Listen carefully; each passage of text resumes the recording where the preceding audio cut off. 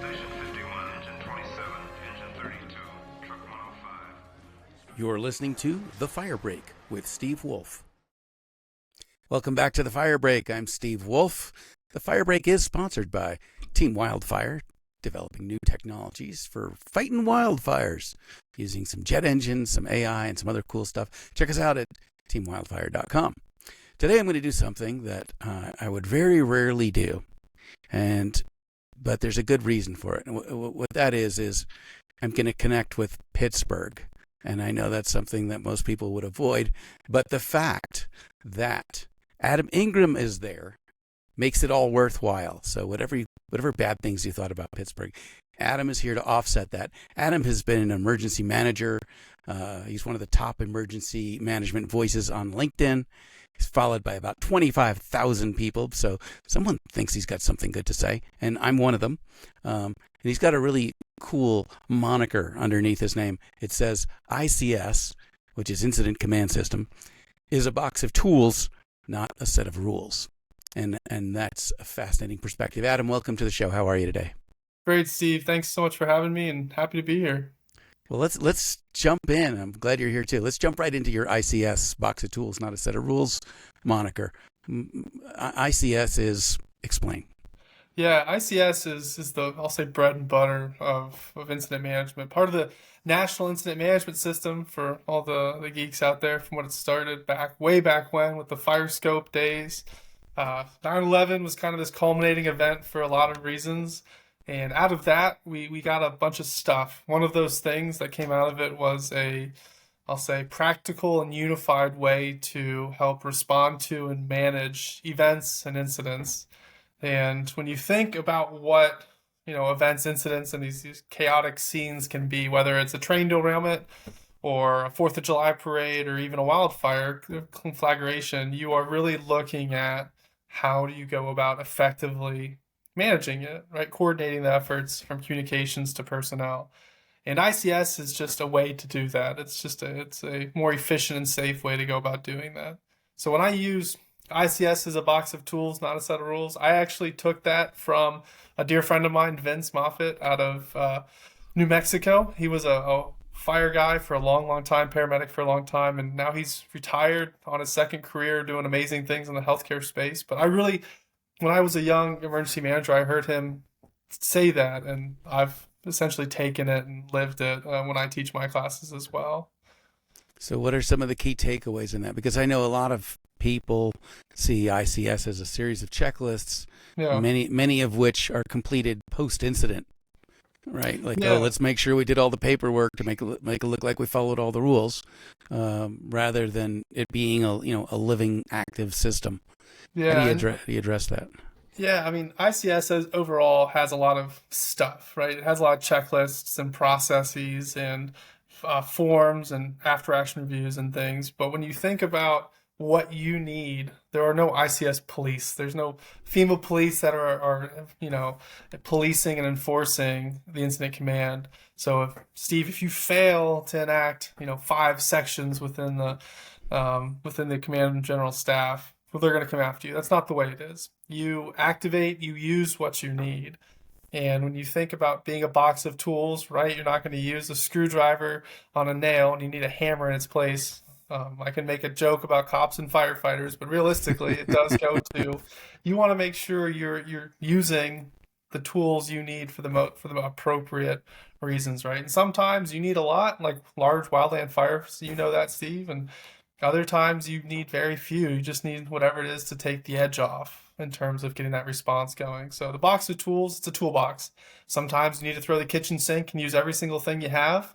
And other times you just need a single drawer with a single 10mm socket if you can find it.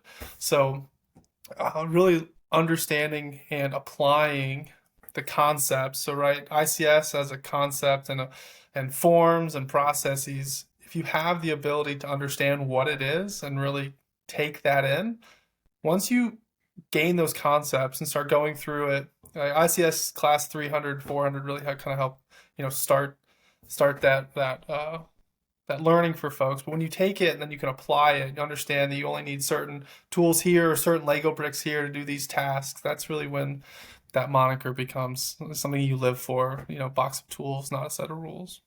And I think a lot of people don't know. I mean, people in the business know, but a lot of people don't know that anyone can go on the FEMA website and take a class and get certified in various levels of emergency response.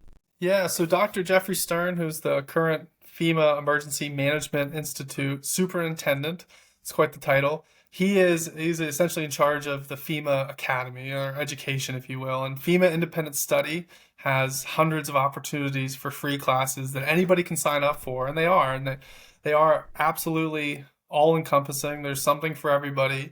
From, you are helping your community from an organizational standpoint. You want to get your feet on the ground, everything through, subject matter expertise with mitigation and volcanoes and emergency support functions and hazardous materials, and the list goes on. So they are absolutely a great resource, and I highly encourage folks to take a look and go through and see which ones you can take. Something for everyone. Yeah, and I don't know if it speaks to my boredom level or what, but I've gone through and taken at least 20 of them, and basic wildfire awareness, incident management, public information officer, what to do during an active shooting. I mean, there's a lot there, and most of these courses take 30 or 40 minutes. Yeah, but they could really be helpful because you don't know what you'll need to know when. Yeah, Steve, and I think a lot of folks who, listen to these podcasts, they have a general understanding. A lot of folks might have the next level of professionalism to try to get to that 10,000 hour, if you will, subject matter expertise. But when you think about the continuing learning, as no matter if you've taken it once, they do update those classes on a regular more regular basis than not. Going back and understanding where are the improvements, what has changed since I last took this, how can I either relearn or reapply or take this concept and digest it again to have the better understanding of that concept. And I will say, going back to what you asked with some of the application to ICS, biggest things to learn, it's really taking that, and it's always learning. You have to be willing and able to not just have a rigid understanding of this abstract concept of application of incident command. But I just talked about this with LinkedIn. I had the pleasure and humble ability to teach ICS 300 and 400 for East Palestine, Ohio. And for those who are not familiar, it was a pretty horrific train derailment with a large environmental impact with fire, and then the potential BLEV incident, and then they exploded the rail car.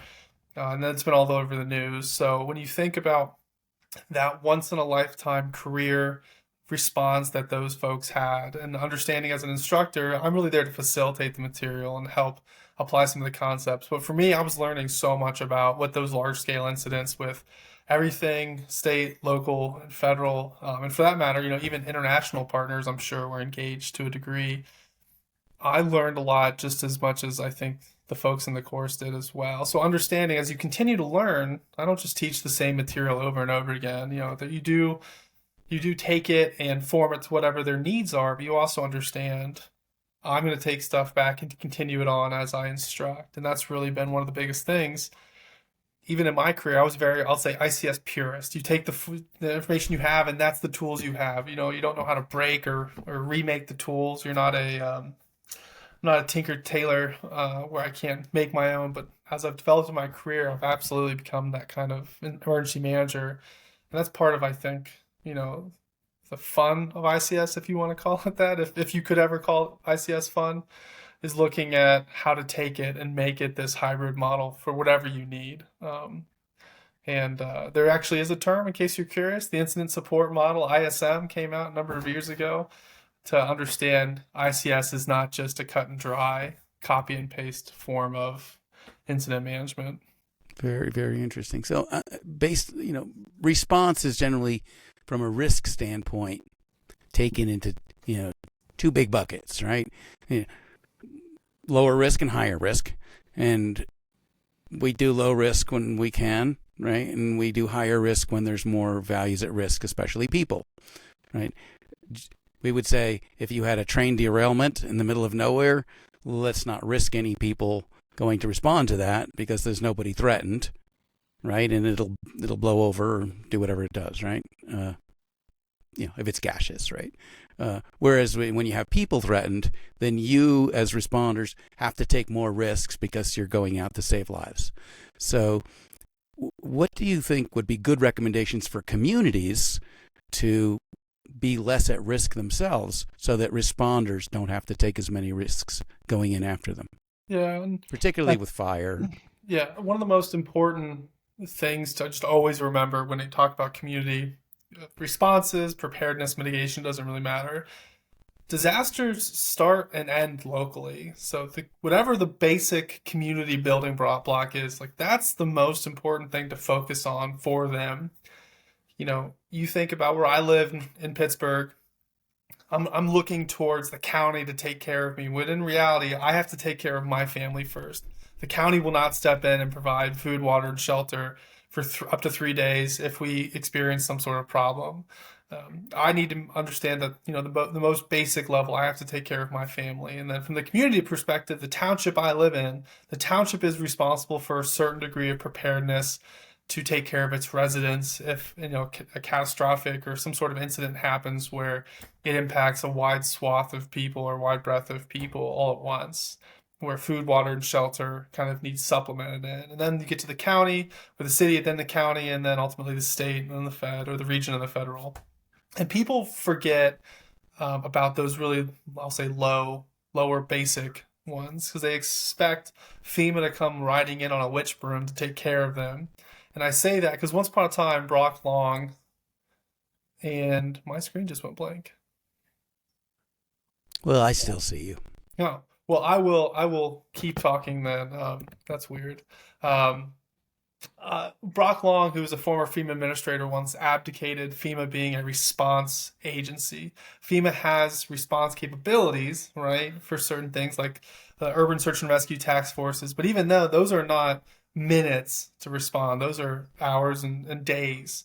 So when you think about who's going to take care of you, the community level of response, the most basic building blocks are really what matters for folks. And when you look to, I'll say, apply how that interacts or what communities need to focus on, it's really, again, focusing on the community. Don't focus on the one up, don't focus on the one down, focus on at that community level and what they can do or what you could do to essentially support that. So when you think of wildfires, a lot of people are like, well, CAL FIRE is going to come in and take care of this. Well, CAL FIRE is a large agency, a large organization of fire departments and people and apparatus to fight very, wide scale wildfires. If you want them to protect your house, that's probably a bit lofty of a desire. So how can you go about making sure that you are the most prepared resident or community? And that's looking at not just making sure community and homeowners have the appropriate homeowners insurance, that they're not underinsured. Are they able to even to meet those? Are there things your community can do to help insurance applications and getting more coverage? Are you building in areas that you should not be in? Are you doing poor wildland fire mitigation? Do you have enough, staffing? Do you have enough crews and enough apparatus? Like what communities can do? There's not one, push to put your finger on the button type of solution. If there was, we would just be in a great space, and we wouldn't have to worry about, the machines that you're working on, essentially a jet engine to help blow the fires, which when you talk about, right, these are the kind of novel ideas we need when you think about response. But again, ultimately, what can communities do? And that's focusing on themselves. Because if you focus on yourself, eventually that cascading impact, when you can take care of yourself, and eventually you'll know exactly what it is you need to a certain degree, and then you can look to help other people if you have that capacity. But you don't even know what your capacity is if you haven't done the assessment to understand where it is you live on the left and right lateral limits. So it sounds like Christmas is really to blame for a lot of this. Right, in the sense that Christmas leads people to Santa Claus thinking, which is the idea that one entity can make it to every house and bring them exactly what they want and what they need, right? Yeah. And so people think about FEMA or CAL FIRE in that way, that this one agency is going to miraculously make it to every home protect that person, protect the occupants, evacuate them, feed them, shelter them, clothe them. And, I hope there's no kids listening, but that's not real. It's not realistic. Like, that one source of, saviorness is going to make it everywhere. Yeah, it's I think one of the other really big things, people have such a, and I shouldn't say everybody, but a lot of the general public outside, removed from the public safety world, have such a failure to acknowledge recency bias. They see like, oh, this thing happened and there was a failure.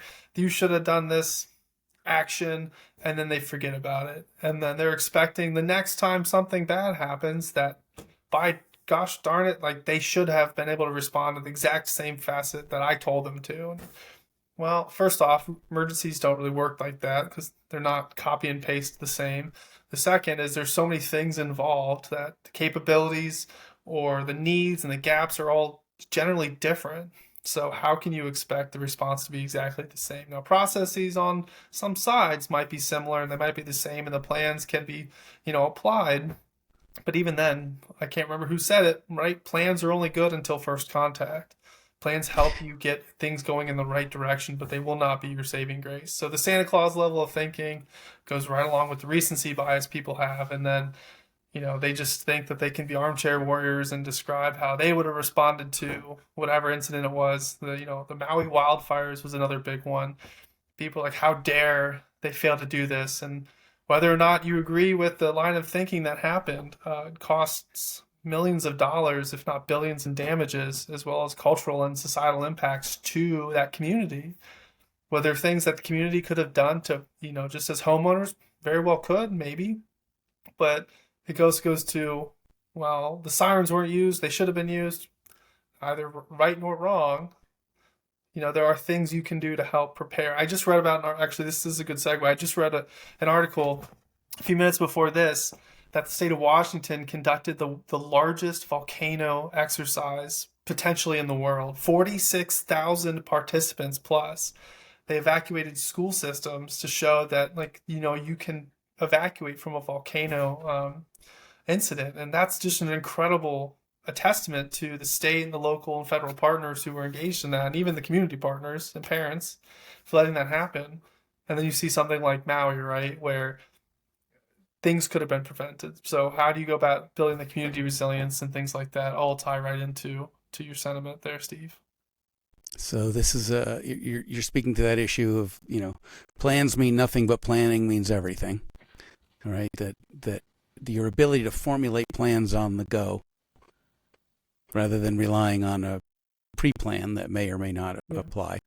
Yeah, and I think your earlier quote was you were referencing Mike Tyson when he said, "Everyone's got a plan until they get punched in the mouth." Yeah, that's so true, right? Right. So what are things that people broadly can do to minimize the demand on resources? I've seen harrowing footage, of sheriff's deputies driving into the areas where, everyone is evacuated, going house to house, making sure that everyone is out. Could we save them to, is there a signal that you can put on your house or something that says, we're all out, don't waste your time here, go on to the next one? Yeah, that's a really good question. And I don't have, again, a single button answer. There are things, right? We tell people to prepare. You should be able to take care of yourself, food, water, substance, and medication for up to 3 days.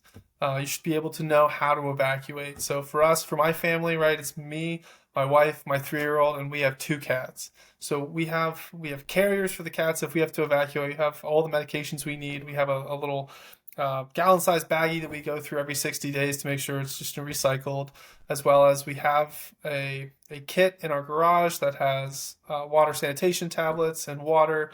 It has 3 bottles of Angel's Envy whiskey, just in case you need one per day. There's food, clothes, diapers, diaper wipes, and we have the resources we need to be successful for 72 hours plus. For us, I think it's like 96. As well as we have our communications written down in the bin. We have flashlights and batteries and bags so they're protected. It's in a waterproof container, but again, everything in is also watertight in case something happens. And then my wife and I have plans in case we are separated of how to get back together if we can't get to this area. So we know where we can go within, it's a 2-hour drive radius where we can go in all 4 cardinal directions if something were to happen. So you're assuming at this point that if you did get separated and something happens, that she does want to get back together with you. Man, I would hope so. We are going on our 5-year anniversary this year, so we made it congratulations. through the pandemic. Thank you so much. Yeah, a lot of true or not, people said if you couldn't last through COVID, sheltering and isolation with your significant other, you probably couldn't make it. But we made it, and we had a lot of fun for being I'll say isolated together the way we were. My wife was pregnant during 9 months of COVID isolation, so we made it through, Steve, and we're happy to say that it's been a fun 5 years. That's great, Adam. Now, when your daughter was born, were we still in lockdown?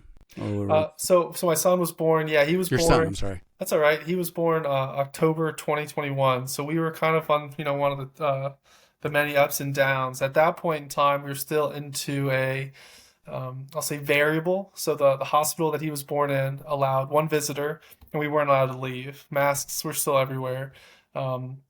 But when my goddaughter was born, it was same thing. It was 1 visitor, can't leave. And then 3 weeks after she was born, they went right back into no visitors. So, people were giving birth without, their significant other being there, which is a fairly traumatic thing. That's so sad. we were on the next, if you will, more lenient with having a visitor, so I was able to be there. I see. I'm curious. We talk about the 72-hour kit. Is 72 hours really enough? What happens within 72 hours that at the end of that time, miraculously, the pharmacies are all open and my scripts are all current?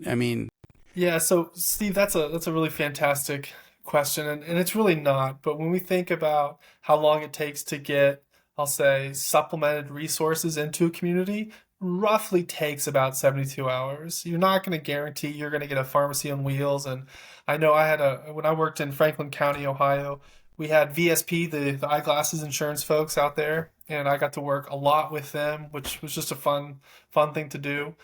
They have a mobile eyeglasses suite on wheels, and they can send out to disaster sites. So, it's not going to happen right away, and it might be a little bit for them to make your glasses. But when you think about 72 hours, that's just a generality. If you have very rare, I'll say, medications or needs, whatever you have, you should plan for much longer than that. But for the basics of food and water, realistically, 3 days, a community should have supplemental resources coming into the area that you can access. Or for that matter, you've been evacuated to a place that has those for you, either provided by like a non-governmental organization or like the Red Cross or some other shelter participant through mass care. But if you have certain things, whether it's, again, like an autoimmune disorder is another big one. One of the things that I recommend to those with autoimmune disorders or access and functional needs, you should be prepared to handle whatever that is for 30 days. Because 30 days, again, if they have to talk to your pharmacist or they have to find a specialist from around the country, or if it takes a week to get produced or made because it has to be customized or whatever it is, you should be expected for 30 days, which also goes to problems in terms of how the current American healthcare system is set up, in that it's not set up for people to withstand disasters or emergencies. Because the way insurance is built, hey, Steve, I need 30 days of this extremely expensive $10,000 a month medication covered by my insurance. I need some just to sit in a cache for me in case I have an emergency come up and I have to get out of my house and I can't get to a pharmacy. A lot of health insurance companies will say, absolutely not. We are not going to do that for you. And there's really no, basis or support for that person to then work with the insurance company. And some physicians will go to fight for them, but again, you're fighting a massive machine.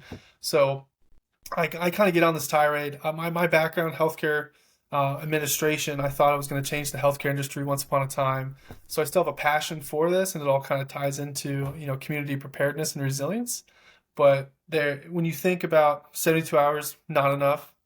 It really food, water, but if you have something specialized, you should be prepared to take care of yourself for a much longer period of time if you need to. Yeah, absolutely. Now, a lot of the 72-hour, the go bag assumes that you're starting from home. For people who work, they generally, there's 8 hours of work and an hour of commuting on either end. So that's 10 hours. So, a little more than a third of your time is away from home. And there's a possibly false presumption that in an emergency strikes, you're going to be able to get home, get your bag, and then re-evacuate. So for me personally, my go bag is in my car because my car is always where I am. Yeah, I completely connect with that. I don't have a 72-hour go bag. I have 48. It's like a 24, 48, somewhere in there, 36-hour stuff and things. With the basics for the three of us. Unfortunately, at that case, right, if we weren't able to get home, hopefully the cats would be okay. They do have plenty of food and water because they sit out all the time. Cats predate humans, right? Yeah, that's right. They'll be fine. But when you think about, right, not being able to get back to home, whether it's from, a no-notice incident like Pittsburgh recently in the news, I'll say recently, in recent memory, Fern Hollow Bridge collapse. It was a structural collapse, but those things happen, unfortunately, more often than not. Since Pittsburgh is the city of bridges, we have the most bridges per capita in the world. It is one of those things like, what happens if it takes me 24 hours to get home? What if I can't even get home because of a bridge collapse and then everything is tied around, or I live in a certain area? So it goes to, you should have things, especially since you drive your vehicle. I have to imagine most people drive their vehicle at least every day. You should have enough things to be able to be comfortable for a day. I think a day.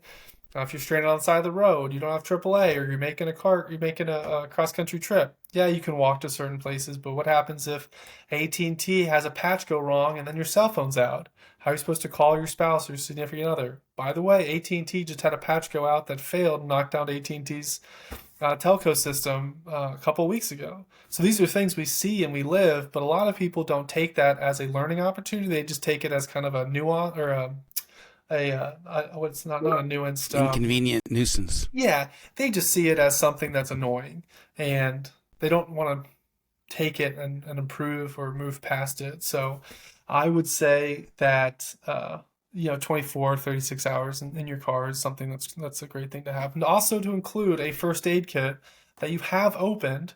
You understand what's in your first aid kit. It's not all pretty and plastic wrapped, and your tourniquets in the super perfect, picturesque, looking bundle it comes in. You want to make sure you actually open things up, understand what they are, how to use them, right? I've seen plenty of people like, look at this awesome $300 first aid kit I bought. And I'm like, it still has like the price zipper on it, and you can't even open. Like, have you not opened that? Like, well, no, why would I? It looks great. I'm like, that defeats the whole purpose of why you have it. But yeah, Steve, you nailed it. Yeah, said, and it's not just bridges. Like a bridge could physically prevent you from getting home if it goes out. A tanker rupture. Yeah. As chlorine gas starts to fill the neighborhood, they're not going to let you go back in to get your go kit. Yeah, like, you're out with what you got. Yeah, we had in Columbus, we had a chemical company had a chlorine leak, one of their valves shredded somehow, and Columbus Fire Hazmat responded to the incident, and Columbus Police, we're coordinating evacuations as us, the EOC, opened up to just support whatever requests they had. Thankfully, it wasn't a ton, but it was helping, coordinate some of the evacuation efforts just to make sure people got out, stayed out. Traffic control was taken care of on the scene, and the hazmat was taken care of on the scene. But we had some other things to kind of coordinate through, and one of the things we got called about was like, hey, when can I go back home? It's like, well, first off, like, I don't think you want to go home right away because the chlorine has not been mitigated yet. It wasn't a huge leak, but it could have been had a combustible type event and then gone boom. So we wanted to avoid anything like that. And they were like, well, this is super inconveniencing me. Like, yes, we understand that, but being dead is as well. So, right. it's unfortunate some things have to happen, but they could not go back to their home. I think it was like 8 hours it took to kind of make sure everything was locked down, and then they checked it, and then they checked a bunch of other stuff that had the same valve, class and serial number, suite that was created in the same time frame type of thing. So it was a prolonged incident, but like 8 hours was quite a while for you to have no idea like when you're going to get back to your house for hazardous materials. And then even applicable to right East Palestine, they didn't have an idea of when they were going to get back in, and then they were allowed in. They're like, is it safe to be here? Should I stay here? And those questions are still coming up over a year later. So when you think about access, getting back to whatever the normal, routine for you is, it's not as easy as emergency happens, I can't go home. Emergency ends, I go home, and everything is hunky dory. Cleaning or mitigations or testing for whatever materials are in the air or your drinking water. I mean, all those things come into play. Yeah, and if the power's been out, your refrigerator and freezer are a giant hazmat box. Yeah. Right? If you rely on air conditioning to keep the humidity down, your house could be lost to mold.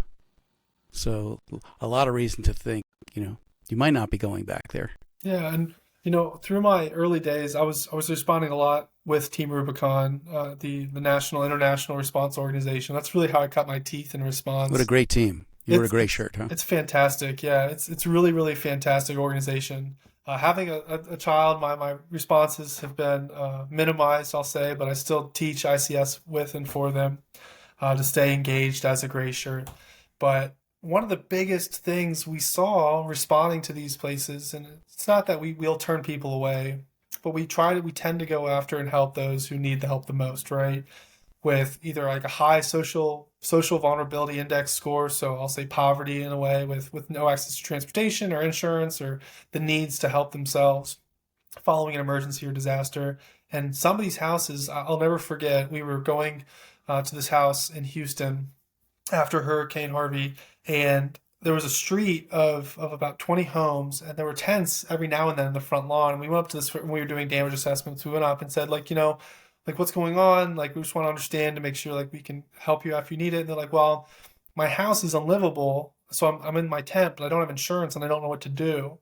It's like, oh, I mean, so sorry to hear that. This is a traumatic event. Go through kind of the interpersonal communications with these folks, and then they're like, well, my HVAC's been on to try to help dry it out.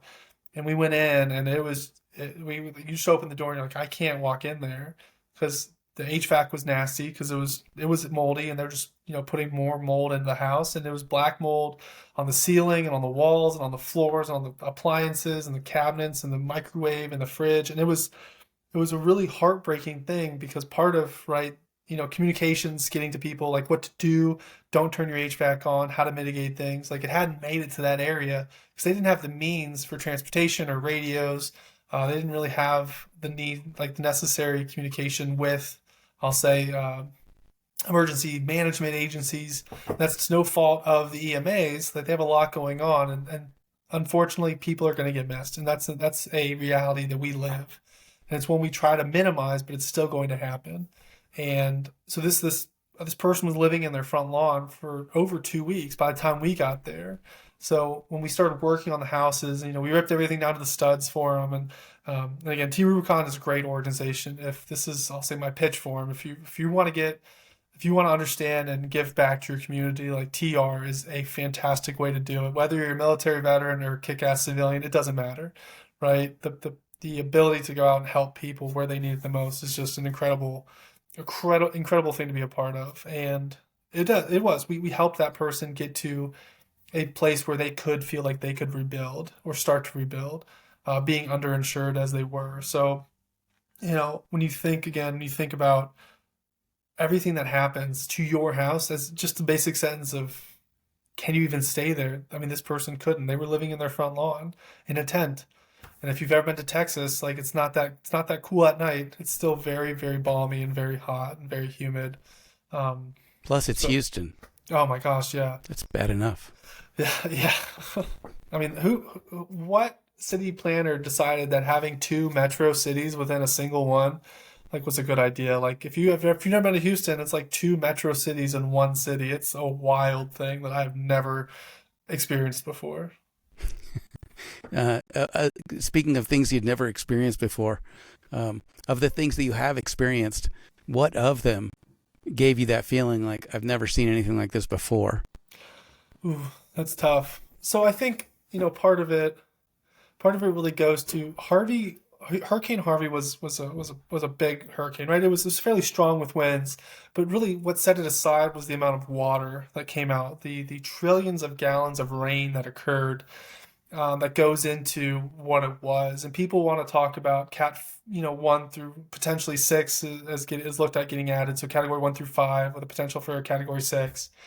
At the end of the day, I mean, that meteorological data is important for science and research and climate change and how we understand resilience and adaptation to weather events. But for the homeowner, Category 1 to a Category X, like, it's still going to suck, right? So when you think about why that one stuck out more than others, I mean, there was just so much water.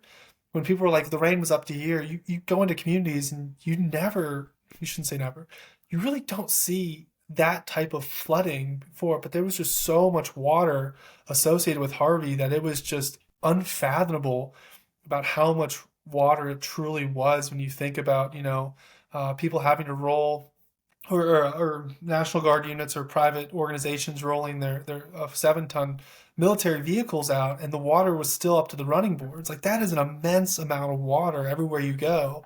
And I mean, that was absolutely just like a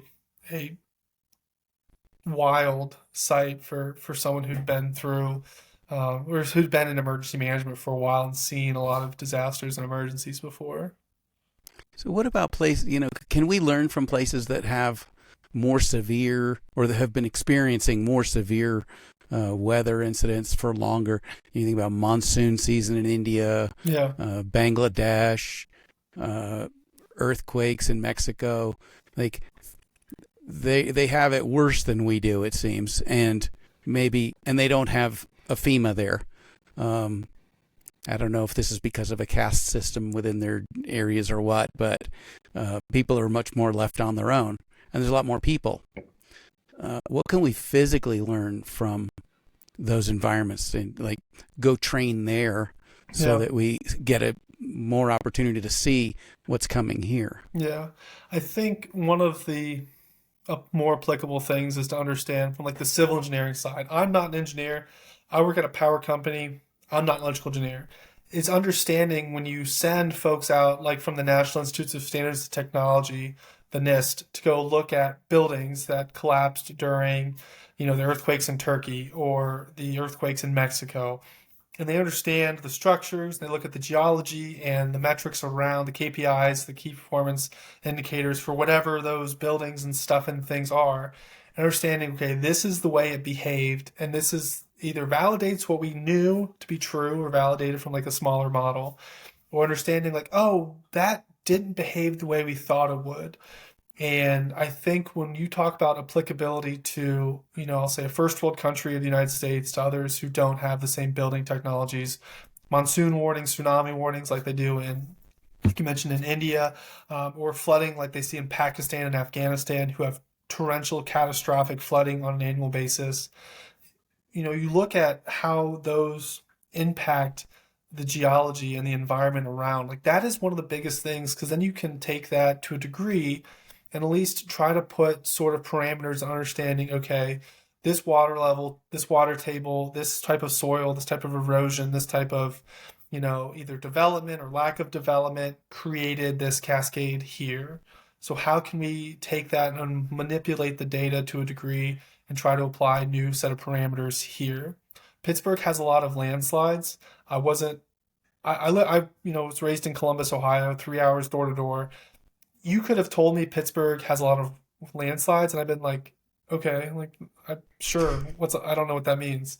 And then I got here, and they have thousands of landslides, very small ones to very large ones every year. And looking at how you take landslide information from around the globe and try to, I say digest it to make it applicable for your locality. It's not easy, but there are really smart PhDs working on these problems. So when you think about what they're experiencing, what they're going through, societal is one thing for sure, and you can absolutely take lessons learned.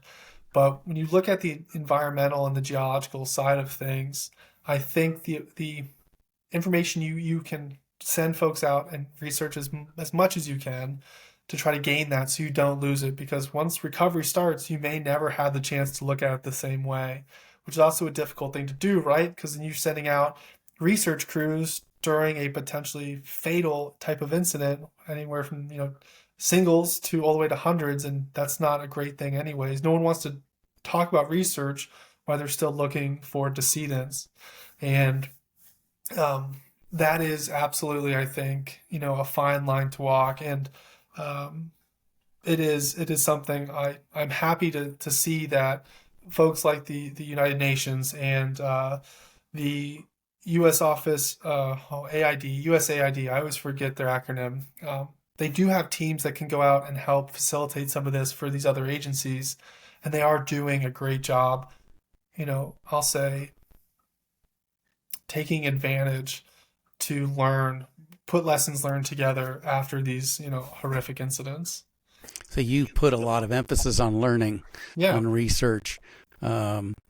So as we wrap up, I was wondering if you could direct us towards the resources for people who want to learn, because we're living more than ever, it seems, and it's probably more than seems, it's probably statistically borne out, in an era of disasters, wildfires, earthquakes, this and that. And people really need to become experts. They need to develop expertise, at least in what they need to do to protect themselves and their family, if not to, take on more wide societal ills. So how can people learn how to take care of themselves? Yeah, Steve. I don't work for FEMA, but my pitch is ready.gov. It is a fantastic landing page that's curated by a ton of really fantastic emergency managers and marketing professionals who understand how to create tangible, applicable products to people that are digestible and they are hands-on. And most importantly, they are easy to follow. As an emergency manager, I can take a lot of information, break it down into what I think is understandable. But the Ready.gov folks work with sociologists, and they work with social workers.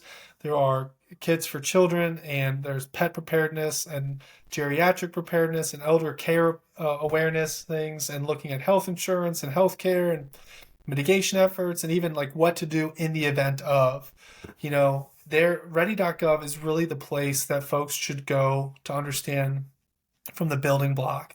If you've never done anything with, emergency preparedness, self, family, community, ready.gov, I can't say it enough. Then for the folks who have quite a bit of, understanding, like they're comfortable with, taking care of themselves and their family and their immediate surroundings. We talked about the FEMA independent study classes. Highly recommend, building that breadth of education and knowledge in the independent study courses. And for the grander professional organization, after you've gone through and become a basic, or you have your basics under you of emergency management, emergency preparedness, it's getting into and getting acclimated with your local emergency management agency. A lot of communities around the United States have these CERT teams, these community emergency response teams. California probably has some of the most mature CERT teams there exist because of the wildfire scenarios that happen on a very frequent, regular basis. And CERT really gives you the more advanced tools to help not only respond with your community as a community emergency response member, but also to help go through some of the other phases like the mitigation, doing wildland fire mitigation, as I know some CERT teams get involved with, going through with the recovery, doing damage assessments to understand the scope of impact, to be able to try to recoup and start to rebuild, getting some of that fiscal support from the state and federal governments, as well as from the preparedness aspect, right? Going through and doing exercises with your local public safety folks or your schools and engaging with them. And our CERT teams were critical during COVID because it was a force multiplier, right? Fire EMS were tapped, hospitals were tapped, police agencies were tapped. Like, where do we go for more people? And CERT was a place that a lot of folks looked to help assist. And then the last pitch I'll say is really getting engaged with a VOAD, a volunteer organization active in disaster. There, like Team Rubicon, there are dozens of others. There's a VOAD website. There's a national organization that organizations can be a part of. It's kind of parental, I'll say, governing type of organization, and getting engaged to help respond with an organization around the country, around the world, helps foster not only your own sense of community, but also your own level of preparedness. Because when you start to live the response and see how it is impacted traumatically, catastrophically, personally to folks, it really starts to strike home to a nth degree, right? And for me, just as a tailing ending story, if you will, Gatlinburg wildfires did it for me. We responded down while the wildfires were in their 75% containment, or just about. I went down with Team 𝐸𝐸𝐵 and a couple of guys from Detroit, Michigan, and they picked me up in Columbus, and we went on down to Gatlinburg. And when we got there, it's like there's no fire here. Like, well, what are we looking at? And then you drive into the ridges that got torched, and it is just hands down heartbreaking, because these ridges, it tore so fast up these hills. People just didn't have enough time to evacuate a bunch of stuff or anything at all. And we found, when we were going through doing the response and trying to help people just find heirlooms of their family, we found one lady, we found her husband's Vietnam War medals. We thought where the bedroom was, and we were sifting through with great support from Home Depot to help build some of those. And then, we were doing some laundry in town, one of the smaller towns outside of Gatlinburg, and people were coming up to us just sobbing, saying, "Thank you for helping us rebuild." And that's when it clicked for me. It was like, this isn't just showing up and helping people stand up. It's really helping them recover in an emotional and social aspect. And that was really, that still sticks with me today. So those are the resources and the story that I have for folks that are more interested in understanding what they can do to help, make them and their communities more resilient. That's really very insightful, and I think inspirational.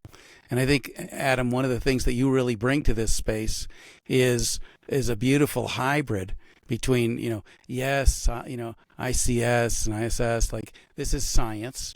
This is how we approach these things. But you really approach these things empathetically, with a lot of heart, and you're thinking about the people.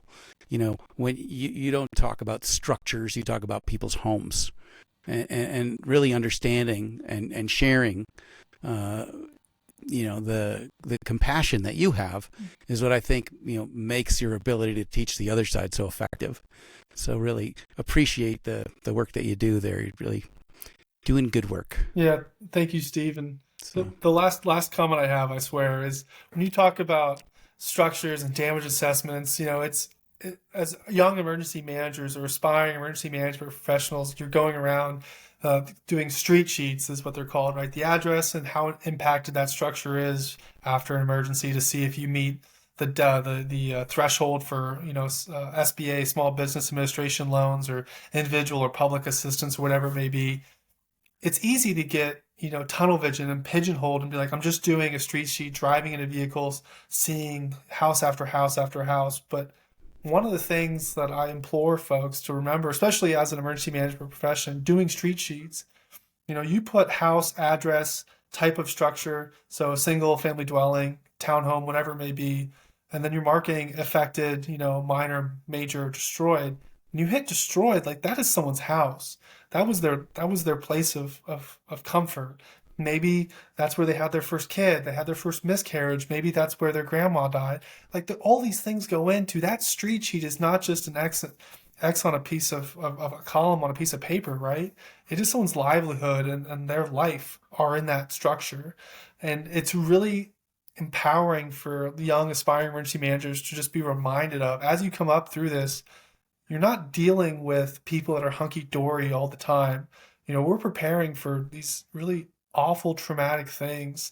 But at the end of the day, right, we are there for the help, not only from the fiscal side, which is very important, but the societal and historical restoration and preservation of getting people resiliency, getting people back to a state of normalcy as safely, efficiently, and fast as we can, to help get the community back to where it was as best we can.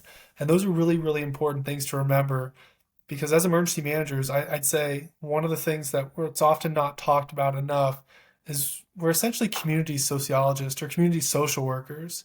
Yeah, we plan for catastrophic events and incidents, but we really connect with the communities to help do those things. And that's a really, really key message I'll end with. And I think that one of the things that humans do is, we're able to look back at horrible events and see the silk lining, or the good that came from, if this house hadn't burned down, I never would have met my wife in the shelter or whatever, right? But I think for people who've suffered a large catastrophic loss, beyond the trauma, there is that sense that now I know what's really important and what's not. And that's often left me feeling like, never cry over something that can't cry over you. That's right. That's right, Steve. So, there'll be a new house, there'll be a new city, there'll be a new job. As long as you get out and you've got your loved ones, I think that's really all that matters. And I think that people often have to experience that before they understand that. Yeah. Yeah. Thank you so much, Adam Ingram. Amazing emergency management expert and great source. And normally I say, where should people look you up? It's for more information, but it sounds like your preference would be that people just go to ready.gov. Yeah. And before you go there, before you're smelling the smoke and the ashes are landing in your driveway. That's right. Hands down, ready.gov is a place to start. Okay, great. Adam, thank you so much for joining me on the Fire Break today. I really appreciate your time. Thank you, Steve.